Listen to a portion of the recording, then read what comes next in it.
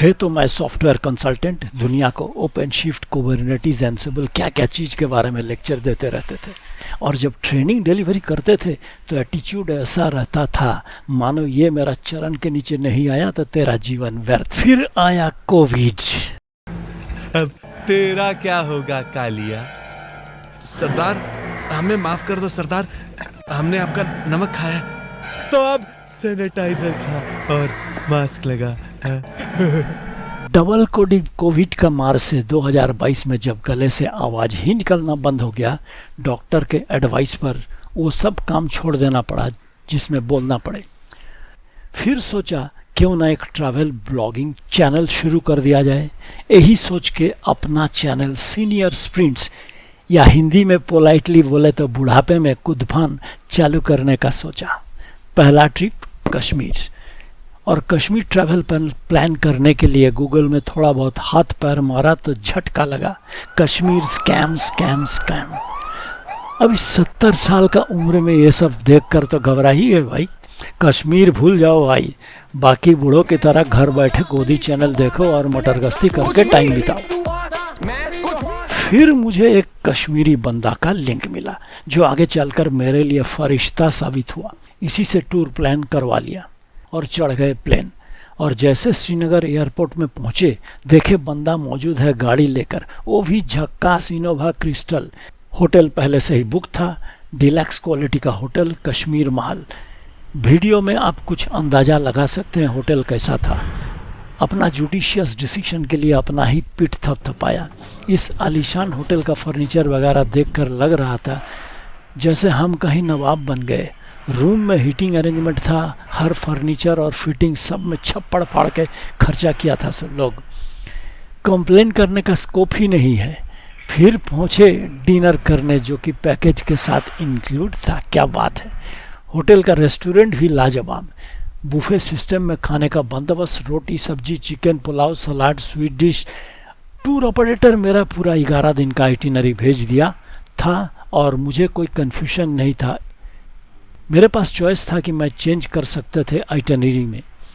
मुझे तो कश्मीर के बारे में उतना ही पता था जितना होनोलुलु और मडागास्कर के बारे में, तो मैं उनका दिया हुआ आइटिनरी बड़ी खुशी से मान लिया भाई। और भोरे उठकर बेगम को लेकर निकले मॉर्निंग वॉक में तो मिजाज दुरुस्त हो गया। रोड पर कोई गाड़ी घोड़ा कुछ नहीं था। काश कम वक्त कुत्तों के झुंड ने दौड़ा दिया भाई। हट हट। थोड़ा बहुत पत्थरवारी करके स्थिति संभाला। खेल रिस्की था, पत्थर से किया बेड़ा पार। मैं कैमरा लेके निकले थे और होटल का ठीक 2 मिनट दूर में ही डल लेक, जो कि बिल्कुल सन्नाटा था। मज़ा आ गया। जी भर के फोटोग्राफी करो बिना टूरिस्ट के डिस्टरबेंस का। यकीन मानो कुछ फोटो तो ऐसा था कि बेगम को ही इमॉर्टल कर दिया। फिर होटल आकर दमदार नाश्ता जो कि पैकेज में ही इंक्लूड था। आलू पराठा, उपमा, इडली, डोसा, ऑमलेट, टोस्ट, सलाद, स्वीट डिश और भी बहुत कुछ। क्या बात है! सुबह 9 बजते ही हम बेगम के साथ बादशाही अंदाज में गाड़ी में चढ़ गए और पहुंच गए निशात गार्डन। जी हाँ, यही हम मैं और पीछे हमारे धर्मपत्नी। सोचा बैकग्राउंड में कश्मीर की कली का कोई धुन चिपका दूं और बुढ़ापे में प्यार का इजहार करूं। झटका! बेटी बताइए, ऐसा आप नहीं कर सकते, कॉपीराइट स्ट्राइक से यूट्यूब आपका वीडियो उड़ा देगा। दुनिया बड़ी बेदर्द है भाई, कुछ भी करना चाहो दर्द भरी दास्ता। बेटी से पूछकर निदान निकाला, वो भी यूट्यूबर है। हालांकि यही काम हम अपना यूट्यूब टेक्निकल चैनल के लिए कभी किया करते थे। हाँ, कश्मीर की कली की गाना चिपकाने का कोशिश नहीं किया था। निशात गार्डन हम जब पहुँचे तो अच्छा खासा बारिश चालू हो गया था। इस बारिश में लोग हौसला नहीं हारा। 30 रुपया का टिकट काटकर हम घुस गए। मार्च का शुरुआत है, अभी भी बर्फबारी बीच बीच में जारी है, इसलिए फूल भी उस ढंग से नहीं आया। हम भी अपना एक्शन कैमरा लेकर रिकॉर्डिंग करना शुरू किए। तो आइए मिलते हैं तापस चक्रवर्ती जी से। हम भी इससे पहली बार इस ट्रिप में मिले। तापस जी एक्शन कैमरा से काफी इम्प्रेस्ड हुए और मेरे हाथ से अपने हाथ में कैमरा उठा लिए और अनर्गल बंगला में आंखों देखा हाल बताना शुरू किए। थोड़ा आप भी सुन लीजिए। आवाज बड़ी दमदार, এই मानो গাছ, आहूजा का डीजे পেছনে साउंड सिस्टम ঝাউ उनके গাছ। वॉइस में ऊपर वाले ने এই সব सेट करके भेज दिया। এই সব গাছগুলি ये कोई मामूली इंसान नहीं है भाई। দেখে সবাই लिंक्डइन प्रोफाइल देख लो, खूब तब आनंद समझ में आ করছে। जाएगा। বাহ, रिटायरमेंट के ওখানে बाद भी কাশ্মীরি 4-5 ड्रेस कंपनी के পরে कंसल्टेंट মেয়েরা हैं, ফটো তুলছে। सुबह शाम दुबई दौड़ते हैं। मैं सोच रहा था मिस्टर ऐसा चंचल बोस आছেন। पर्सनालिटी कॉर्पोरेट वर्ल्ड में इतना सक्सेसफुल क्यों है। फिर मैंने गौर এই किया, না হলে কি Tapas can get things done the Kashmir? way he wants. He can influence change very effectively দারুণ। without raising his voice, which is anyway thundering in a natural way. In professional world, these are great qualities that are always sought after. বাহ, সত্যি এই হলো शुरू हो गया पूरा team का निषाद गार्डन में फोटो सेशन। पहले तो वहाँ के फोटोग्राफर उनकी बेटी को कश्मीर की कली बनाकर खींचना चाहते थे, बेचारी तैयार नहीं थी। बाप बड़ी मुश्किल से बेटी को मनाया और इस इवेंट को मैंने एक्शन कैमरा में कैद कर लिया। हर कश्मीरी बंदा गजब बंगला बोल लेता है भाई। तो तब हुई जब कश्मीरी बंदा रमजान का महीना में बंगला में बोला, माँ कालीर दिव्य बोलছি আপনার থেকে একটা পয়সা বেশি নিচ্ছি না। ये चांद सा रोशन चेहरा, जुल्फों के रंग सुनहरा, ये झील सी नीली आंखें, कुछ बात है इसमें गहरा। आखिरकार निषाद गार्डन में फोटो सेशन खत्म हुआ। कस के भूख लगी थी सब लोगों को। शहीद हम सबको कश्मीरी वाजवान खिलाने के लिए एक जॉइंट में ले गया।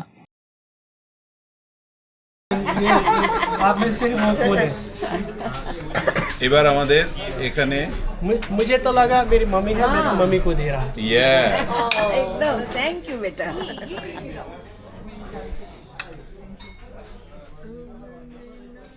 इस वाजवान को सर्व करने के लिए वेटर का परफॉर्मेंस बड़ा इम्प्रेसिव रहा। कुछ झलके आपके लिए मैं भी कैद कर लिया। প্রয়োজনের সুচ পার হতে হবে। হ্যাঁ, প্রয়োজন আছে। हम कबाब शेयर करेंगे। अच्छा, ये हम लोग वाजवान शेयर करेंगे। एक famous multi course Kashmiri cuisine है। इसे आप यंग है ना, ज्यादा एक कला और कश्मीरी संस्कृति का प्रतीक माना जाता है, जिसमें मुख्य रूप से मांस व्यंजन, विशेष रूप से भेड़ या मटन शामिल है और पूरे कश्मीर क्षेत्र में परोसा जाता है। वाजवान में अक्सर शामिल किए जाने वाले कुछ डिशेज में रोगन जोश, गुस्तावा जो कि दही की ग्रेवी में मीट बॉल और कई तरह की कबाब शामिल है।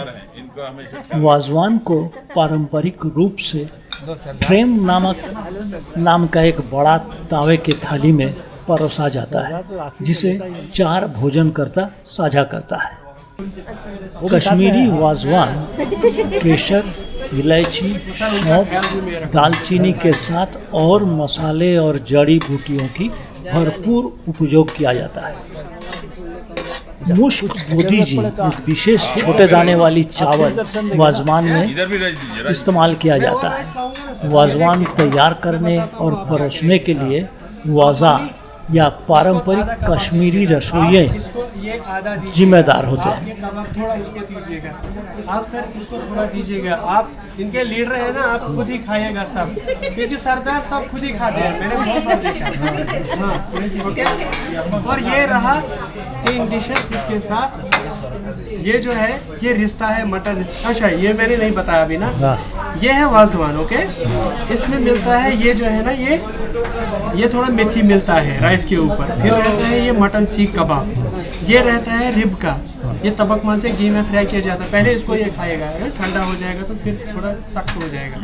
ये मटन रोगन जोश खाएगा, इसके बाद में ये रिश्ता खाएगा, मटन रिश्ता। इसके हमारे बाद में लोग और तो ये इतने आखिर में भूखे खाइएगा, थे ये है कि वेटर का कंप्लीट एक्सप्लेनेशन सुनने का इंतजार ही नहीं कर पा रहे थे। बेचारा वेटर गुस्तावा का एक्सप्लेन करते करते बीच में ही छोड़ देना पड़ा उसे। फिर हम चल पड़े आज का आखिरी पड़ाव हजरत बल। श्रीनगर में फेमस डल लेक के बाएं किनारे पर हजरत बल कश्मीर में सबसे एस्टैब्लिश्ड इस्लामी तीर्थ स्थल है। यहाँ पैगंबर मोहम्मद का अवशेष मोये मुकद्दस रखा हुआ है। हजरत बल दरगाह, जिसे दरगाह शरीफ यानी पवित्र दरगाह का, यह श्रीनगर का दल लेक का उत्तरी तट पर है।